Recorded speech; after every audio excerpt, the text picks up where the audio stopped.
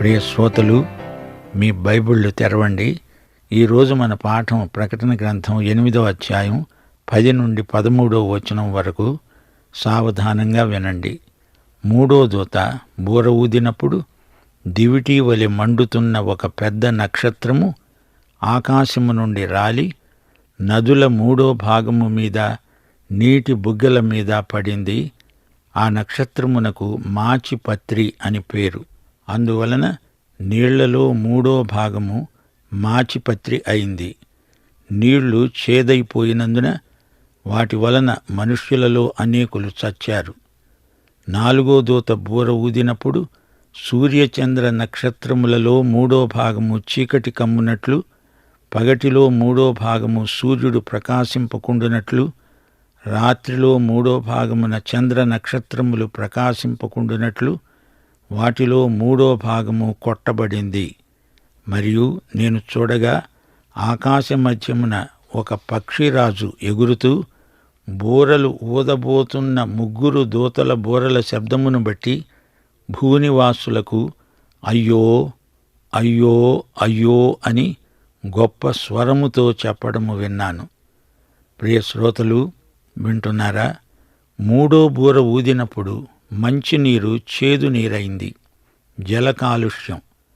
పెద్ద నక్షత్రం ఆకాశం నుండి రాలింది. ఆ నక్షత్రం నదుల మీద, నీటి బుగ్గల మీద పడింది. జల సముదాయమంతటిలో మూడో వంతు చేదు మాచిపత్రి అయింది. ఆ నక్షత్రం పేరే మాచిపత్రి. అప్సింతోస్ అనే చేదు ఓషధి మాచిపత్రి. నీరు చేదైతే తాగే నీటి ఎద్దడి ఏర్పడుతుంది. మనుషులకు, జంతువులకు తాగే నీరు లేకపోతే ఎంతో కష్టం. దప్పికతో ప్రాణాలు కోల్పోవడం జరుగుతుంది. సముద్రంలోకి వెళ్ళి ఒకడు ఏడ్చాడట, నీళ్లు, ఎక్కడ చూచినా ఈ సముద్రంలో నీళ్లే నీళ్లు, కాని తాగటానికి ఒక్క బొట్టు నీరు కూడా లేదు. పూర్వం ఇశ్రాయేలీయులు ఎర్ర సముద్రం దాటారు. మారా అనే చోటికి వచ్చారు. అక్కడి నీరు కటికి చేదు. మోషే దేవుని ఆజ్ఞ మేరకు ఒక చెట్టును తీసుకొని ఆ నీటిలో వేశాడు. ఆ నీరు తియ్యగా మారిపోయింది. అయితే ఇక్కడ ఒక చేదు నక్షత్రం నీళ్లలో పడింది. నీరంతా మాచిపత్రిలాగా చేదైపోయింది. మారా నీటిలో మోషే వేసిన చెట్టు క్రీస్తు శిలువకు సంకేతం. మాచిపత్ర, ఇది ఎలాంటి పత్రి? పాత నిబంధనలో మాచిపత్రి ఉపమానముగా ప్రయోగించబడింది. ద్వితీయోపదేశకాండం 29వ అధ్యాయం 18వ వచనం, అన్యుల దుష్కృత్యములకు మూలమైన మాచిపత్రి మీలో ఉండకూడదు. విగ్రహారాధన మాచిపత్రి లాంటిది. ఇర్మియా 9వ అధ్యాయం 15వ వచనం, 23వ అధ్యాయం 15వ వచనం, నేను ఈ ప్రజలకు చేదు కూరలు తినిపిస్తాను. తినడానికి మాచిపత్రి, తాగటానికి చేదు నీళ్లు నేను వారికిస్తున్నాను. విలాపవాక్యములు 3వ అధ్యాయం 15, 19 వచనాలు, చేదు వస్తువులు ఆయన నాకు తినిపించాడు. మాచిపత్రి ద్రావకము చేత నన్ను మత్తునిగా చేశాడు. నా శ్రమను, నా దురవస్థను, నేను త్రాగిన మాచిపత్రిని, చేదును జ్ఞాపకం చేసుకో. ఇక్కడ మాచిపత్రి అంటే కడగండ్లు, దురవస్థ. ఇక మూడో ప్రయోగం ఆమోసు గ్రంథం 5వ అధ్యాయం 7వ వచనం, న్యాయమును అన్యాయమునకు మార్చి నీతిని నేలపై పడవేసేవారలారా, న్యాయాన్ని మాచిపత్రికి మారుస్తున్నారా, చేదు క్రిందికి మారుస్తున్నారు అని అభియోగం. నక్షత్రం రాలింది. ఈ రాలిన నక్షత్రంలో విష పదార్థాలున్నాయి. భూమి మీది జల సముదాయమంతటిలో మూడో భాగం విష కలుషితమైపోయింది. మాచిపత్రి అనే ఈ నక్షత్రం మానవుల విగ్రహారాధనపైన, అన్యాయముపైన దేవుని తీర్పు. దుఃఖము, శోకము ప్రజలను పట్టి పీడిస్తాయి. ఈ తీర్పు విష ఫలితాలను చూపుతున్నది. సూర్య చంద్ర నక్షత్రాల మీద ఇది ప్రభావం చూపింది. నాలుగో దూత బూర ఊదగానే గోళములలో మూడో వంతు దెబ్బతిన్నాయి. అవి నల్లబారిపోయాయి. రోజులో 3/3 చీకటిమయమైపోయింది. వెలుగు లేదు, కాంతి లేదు. సూర్యుని వెలుగు మానవులకు ఎంతో అవసరం. చంద్ర నక్షత్రాలపై మానవుని మనుగడ ఆధారపడి ఉంది. దేవుడు సృష్టి చేసినప్పుడు 4వ రోజున సూర్యచంద్ర నక్షత్రాదులు కనిపించాయి. అవి వెలుగునిచ్చాయి. అయితే ప్రకటన గ్రంథంలోని తీర్పు సూర్యచంద్రులు ఋతువులను శాసించటం మానేశాయి.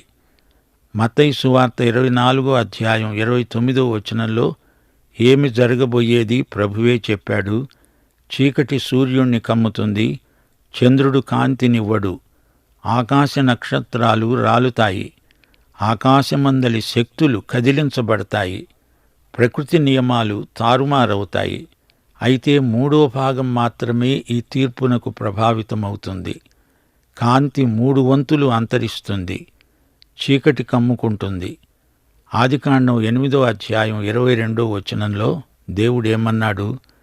భూమి నిలిచి ఉన్నంత వరకు వెదకాలము, కోతకాలము, శీతోష్ణములు, వేసవి శీతకాలములు, రాత్రింబగళ్ళు ఉండక మానవు. గాని ప్రకటన గ్రంథంలో ఇప్పుడు దేవుని ఉగ్రమైన తీర్పు వచ్చింది.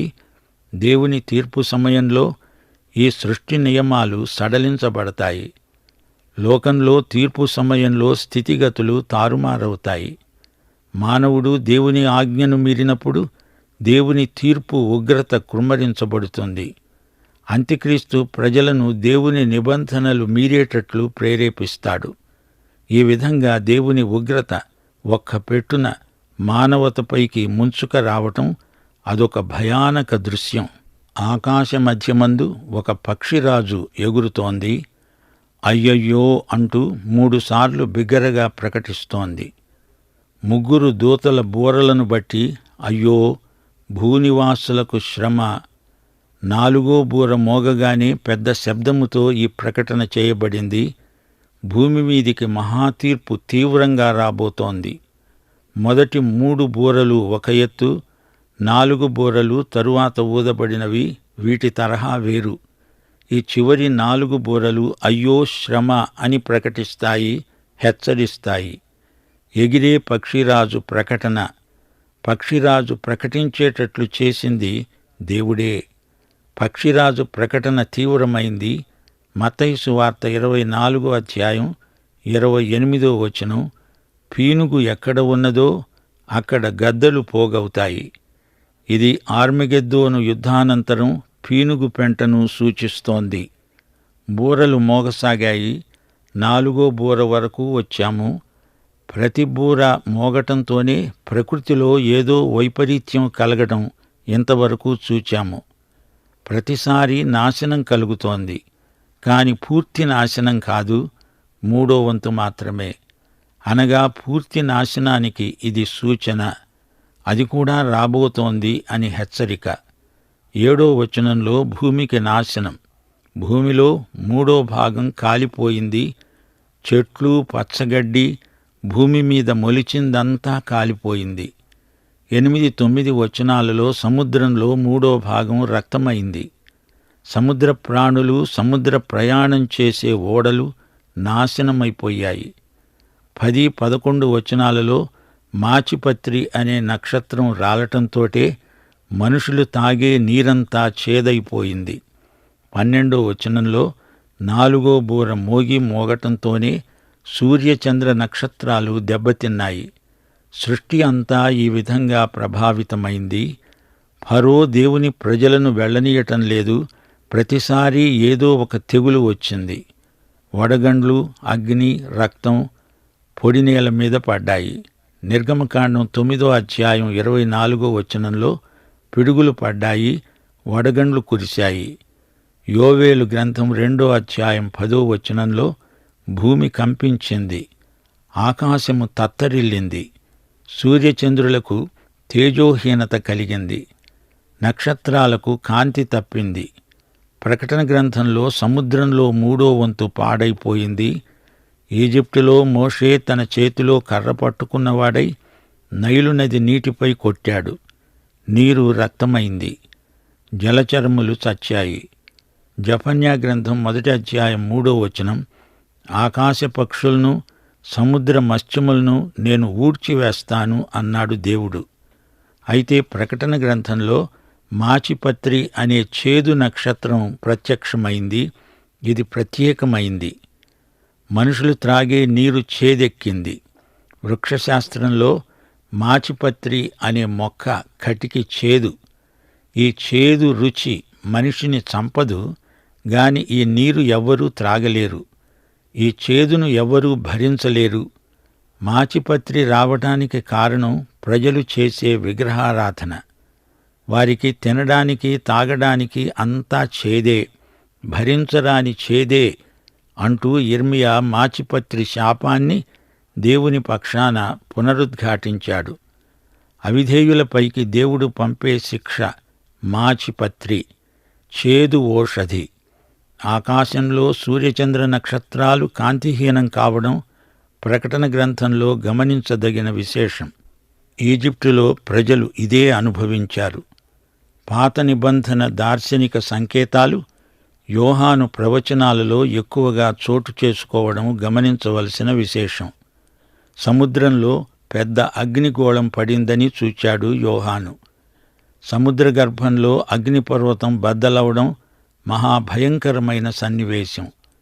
దేవుని తీర్పు శిక్షకు ప్రకృతి శక్తులు సాధనములయ్యాయి. 13 యోహాను ఎగిరే పక్షిరాజును చూచాడు.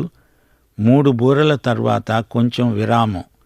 అప్పుడు పక్షిరాజు ఎగురుతూ కనిపించింది. అయ్యో అయ్యో అయ్యో అని 3 సార్లు వినిపించింది. మధ్యాకాశం నుండి వినిపించిన 3 నినాదాలు: శ్రమ, శ్రమ, శ్రమ. రాబోయే నాశనాన్ని గురించిన ప్రకటనలివి. మనుషులకు తన సందేశం ప్రకటించడానికి దేవుడు ప్రకృతి శక్తులను ఎలా వాడుకుంటాడో ఈ పాఠంలో మనం నేర్చుకుంటున్నాము. మండుతూ ఉన్న అగ్నిగోళం, అది కొండంత ఉంది. అది తోకచుక్క లాంటిది, ఉల్కం. హబక్కూకు 1:8 పక్షిరాజు పేర్కొనబడింది. ఎరను పట్టుకోవడానికి పక్షిరాజు ఒడిగా వస్తుంది. బలమైన ఈ పక్షిరాజు తీక్షణమైన చూపు గలది. భూమికి పైగా ఎగురుతూ కనిపించింది. రాబోయే తీర్పు ఎంత భయంకరమైందో ఈ పక్షిరాజు వాలకాన్ని బట్టి మనము గ్రహించగలం. ఈ బూర తీర్పులు వరుస క్రమంలో వస్తున్నాయి. అయితే దేవుడు ముద్రవేసిన వారికి ఎట్టి కీడు కలగదు. ప్రకటన గ్రంథం 6:10 హతసాక్షులు ఆక్రందన చేశారు. నాథా, సత్యస్వరూపి, పరిశుద్ధుడా, ఎందాక తీర్పు తీర్చకుండా మా రక్తము నిమిత్తము భూనివాసులకు ప్రతిదండన చేయకుండా ఉంటావు? ఈ లోకంలో విస్తరించే చెడుగును చూస్తే మన హృదయంలో నుండి కూడా ఇదే ఆర్తధ్వని వినపడుతుంది. ప్రభూ, ఎందాక, ఎంతవరకు ఈ ఘోరం కొనసాగాలి అనే ఆర్తధ్వని. దేవుని కాలం ఆయన వశంలో ఉంది. కాలగతులన్నీ ప్రభువు చేతిలో ఉన్నాయి. దేవుడు నిర్ణయించిన కాలమందే ఆయన మహాతీర్పు వస్తుంది అని రాబోయే అధ్యాయాలలో మనం చూడబోతాము. దేవుడు కొంత వ్యవధి ఇచ్చి వారు మారుమనసు పొందడానికి కొంత అవకాశమిస్తాడు. ఈలోపుగా ప్రజలు దేవుని వైపునకు తిరగాలి. తమ బతుకులు మార్చుకోవాలి. తీర్పు తప్పదు. ఈ సందర్భంలో దేవుని తీర్పును గురించి మా శ్రోతలు తెలుసుకుని తీరాల్సిన కొన్ని వాక్య సత్యాలున్నాయి. యిర్మీయా గ్రంథం 25 దేవుని తీర్పును గురించిన వివరణను గమనించండి. నేను తీర్పును పంపుతున్నాను, జనులందరి మీదికి తీర్పు వస్తుంది, నాశనం ప్రాప్తిస్తుంది అంటున్నాడు దేవుడు. దీపకాంతి వారికి ఉండదు, ఆనందధ్వని ఉండదు, హాహాకారమే వినపడుతుంది. నేను దేశమును శిక్షిస్తాను, అంతా పాడు బీడైపోతుంది. ఈ గ్రంథములో రాయబడింది అంతా వారి మీదికి వచ్చి పడుతుంది. ఇది వారిపై నేను తీసుకునే ప్రతీకార చర్య. నేను వారిపైకి పంపుతున్న ఖడ్గమును బట్టి వారు వెర్రివారవుతారు. నేను మీ మీదికి యుద్ధాన్ని పంపుతాను. భూలోక నివాసులందరికీ వ్యతిరేకముగా ఆయన గర్జిస్తాడు. తన పరిశుద్ధాలయములో నుండి తన స్వరాన్ని వినిపిస్తున్నాడు. భూమ్యంతముల వరకు సందడి వినపడుతుంది. ఆయన దుష్టులను ఖడ్గానికి అప్పగిస్తున్నాడు. అయితే విశ్వాసులారా, తీర్పు అవిశ్వాసులకే కాదు, మీకూ ఉంది అని దేవుడు చెబుతున్నాడు. గనుక 1 కొరింథీ 11:31 ప్రకారం మనలను మనమే ఇప్పుడు విమర్శించుకుంటే రేపు మనకు తీర్పు ఉండదు. విశ్వాసులారా, మనము తీర్పు పొందిన ఎడల లోకముతో పాటు మనకు శిక్షావిధి కలుగకుండునట్లు ప్రభువు చేత ఇప్పుడే శిక్షించబడుతున్నాము. 1 పేతురు 4:17 అంటోంది, తీర్పు దేవుని ఇంటి వద్ద ఆరంభమయ్యే కాలము వచ్చి ఉన్నది. అది మన వద్దనే ఆరంభమైతే దేవుని సువార్తకు అవిధేయులైన వారి గతి ఏమవుతుంది? ప్రియ సోదరీ సోదరులారా, 1 కొరింథీ 4:5 మరువరాని వచనం. ఆయన అంధకారమందలి రహస్యములను వెలుగులోనికి తెచ్చి హృదయములలోని ఆలోచనలను బయలుపరచునప్పుడు ప్రతివానికి తగిన మెప్పు దేవుని వలన కలుగుతుంది. 2 కొరింథీ 5:10 ఈ పాఠం ముగిస్తాము. మనమందరము క్రీస్తు న్యాయపీఠము ఎదుట ప్రత్యక్షం కావాలి, తప్పదు. మన ప్రభు అయిన యేసుక్రీస్తు వారి కృప, తండ్రి అయిన దేవుని ప్రేమ, పరిశుద్ధాత్మ అన్యోన్య సహవాసము మనకు సదాకాలము తోడై ఉండునుగాక. ఆమేన్.